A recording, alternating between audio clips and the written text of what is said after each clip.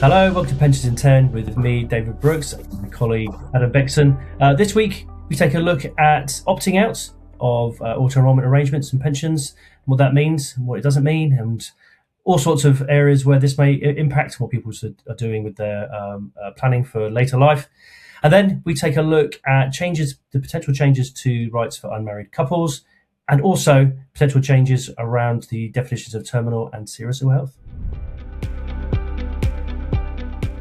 Okay, Adam, first up, we're going to look at some figures that have been analysed by Lubbock Fine Wealth Management, whoever those fine people are. But they were looking into opt-outs from auto-enrolment, noting that it's reached 500,000 a year. These are figures up until the end of 2023, which is the latest available.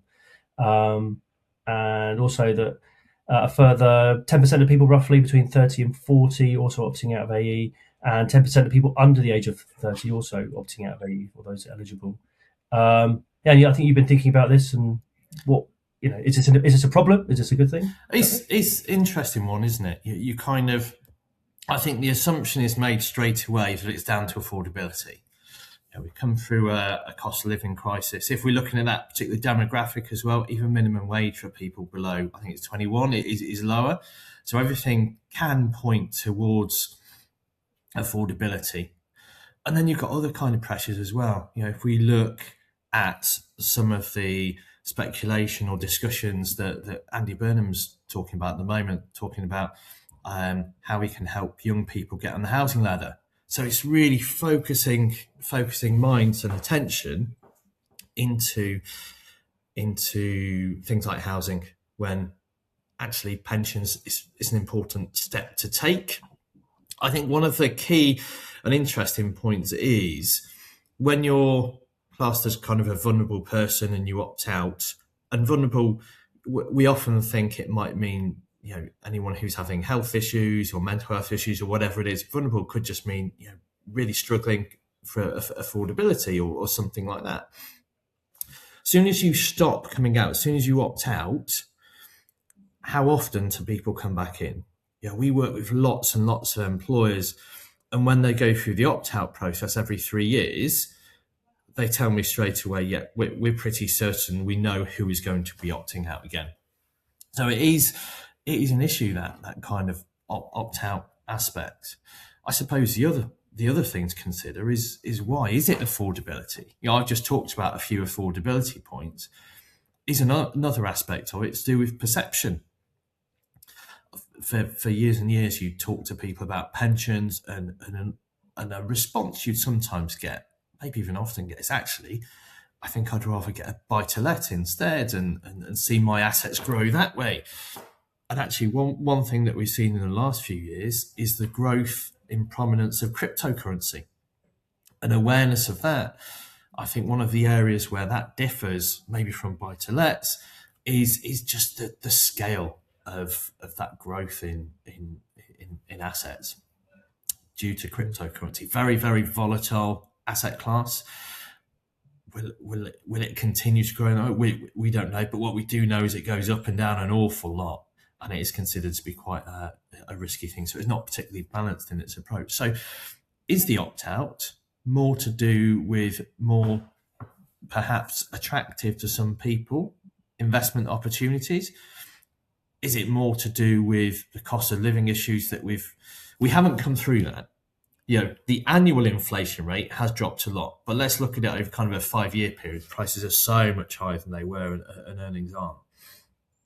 So is it affordability? Is it perception? Those are kind of interesting points to look at. In a way, I think we need to get a stronger understanding of why people are opting out rather than just making assumptions. Yeah. No, I think that's a totally fair point. Like you say, my default would be it's because people have got different priorities at that time. Younger people, you assume they're saving. Well, they might be dealing with debts coming out of university, or they might be dealing with saving for a house. Actually, you noted what Andy Burnham's thinking about for younger people. So I read that and I thought that was an incredibly good idea. So I just want to very quickly note it because I thought it was a really interesting idea. I think what he's saying is that young people, their first 3 years' earnings are tax-free, which I thought was quite interesting. Yeah. Give people a bit of a head start to get some savings going, or paying off some debts or whatever they need to do. I felt like the 3 year thing was a bit too easy to. Well, it felt like it was going to be too loaded to kids that are going into paying jobs. I felt like it should be an overall allowance. It's Say, I don't know, 60,000 or something for the first. Well, however long it takes you to earn 60,000 is tax free. Of course, that will cost money. Everyone points out straight away that will cost 3.5 billion. it Okay. would, and I think we've also got to recognise what the impacts of that would be. Would it mean that people would invest? Would it mean that they would be saving that money for house deposit? Or would it mean, thinking back to myself when I was 18, 19, would it mean I just get better holidays for a couple of years? Or get a better car? Or Well, those things. So is I don't it know, but actually going to be maybe government. inflationary? And is it going to Yeah, impact us all negatively if it did happen? maybe. Maybe the government should invest it for us. For those people, you pay tax, but the government put it in a savings account for you and pay it back. Oh, like a Proper sovereign wealth fund, paternalistic. essentially. Yeah, or something. It's not. I don't know whether it'd be invested long enough because people would, after 3 years, will go. Well, maybe you need to have it in for a fixed period for them to be able to get it out. Oh, I don't know. That's quite a good idea. Is it? Well, I suppose the lifetime ISA, I Does that suppose really that's what problem that? that's what that tool is there for, isn't it? Mm. Supposedly. Yeah, So maybe you can interesting. have access to that tax-free amount if it goes into that lifetime ISA. So a tweak of that product, I think, would be the most sensible thing, which wouldn't result in lots more inflationary pressures. Mm. Let's think about this a bit more. We'll come back to the listener another time with our plans for some sort of early working tax break slash savings product. With a better Yeah. name. With a better name. Yeah, that wasn't the yeah, that wasn't the acronym for it. Yeah, we'll work on the name first, and then we'll come up with the idea. Okay, thank you, Adam. So, Dave, another thing which popped up over the weekend, which actually sounds like a really positive change, was with respect to bereavement. So, bereaved unmarried partners having automatic rights to inheritance if a partner dies without a will. It's obviously a really difficult time. So, can you take us through that a little bit more? A little bit because I haven't read a great deal about it, but yes, basically it's a proposal, a consultation. Tell me consultation, looking to extend, as you say, the rights of unmarried couples. There's some other things there about helping women who are in abusive relationships and these sorts of things. So quite an interesting area to try to help couples. But yeah, the particular bit that sort of got the pensions angle is the unmarried couples' rights. So they're looking at rights on death, so allowing unmarried couples to inherit in a similar way that married partners would, and then also on separation as well. So rights for people on separation. So obviously this has two clear pensions related angles. So if we take the separation point first, that's potential for pension sharing orders being issued for unmarried couples as well as married couples. So that'd be something for trustees and administrators to get used to as a new thing. I'd more like to see those. I don't know whether I suppose you could say we could make the assumption that unmarried relationships break down maybe more frequently than married ones because it's easier, it's inverted commas, to do so. You're less financially tied to each other. Maybe that would change this a little bit. But if we see more, we might see more pension sharing orders coming through.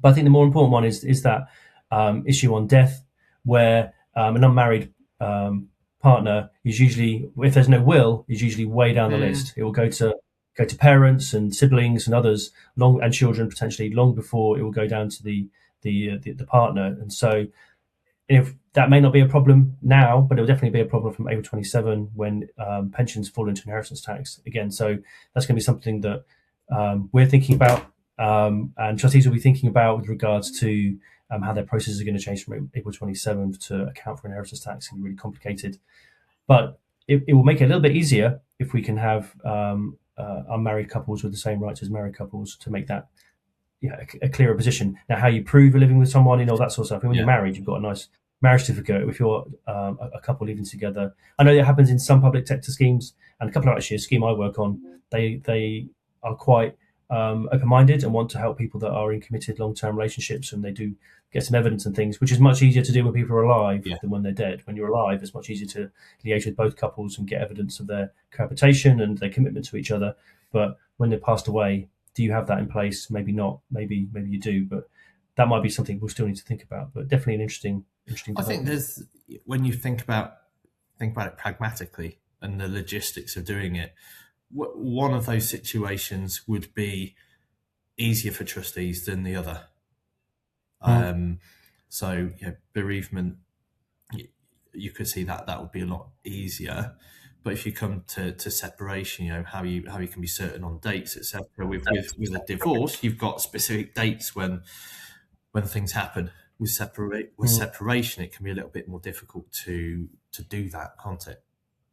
Yeah, absolutely. I mean, it can be done. I know friends of mine have separated from partners that are in unmarried relationships, and you can go through a similar process, when finances are linked. But as you say, there in most cases, or in a lot of cases, there won't be that separation, that clarity, which will be difficult. Yeah, indeed. So I just wanted while we've got time, I think we might have a few seconds. I wanted to just know another thing I read, which was about ill health and people claiming ill health benefits when they've got a terminal diagnosis. This was a story in the Times talking about how it's very difficult for people to get sums out. You've got to prove that your life expectancy is going to be 12 months or less, or likely to be 12 months or less. And this is complicated by differences in definition between HMRC and DWP. They've got different ends. So DWP will be looking to try to provide support to people, and HMRC will be trying to make sure that payments coming from pension schemes are authorised. The pension schemes also have their own definitions on top of that, or their own requirements, especially when you get out terminal into into sort of ill health, unable to carry on occupations and things like that. So apparently there is a House of Lords are going to be looking into some of the definitions around terminal illness and ill health.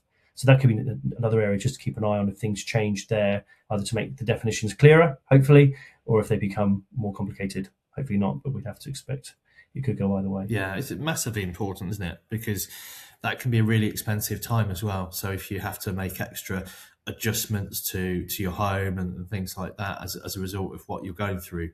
So any improvements there would be massively welcomed.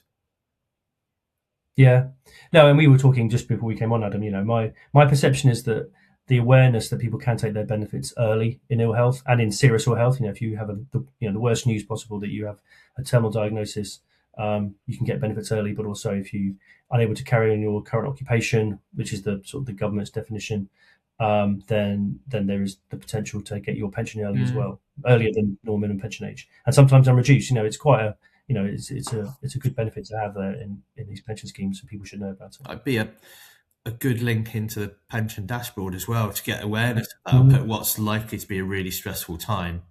So a positive outcome of that initiative as well. Yeah, that's an excellent point. Yeah, having it in dashboards would be great. Yeah, I agree completely with that. Yeah. Thanks for joining us today, everybody. We did go through quite a wide variety of things today, but really enjoyed it. I hope you did as well, and look forward to seeing you again next time.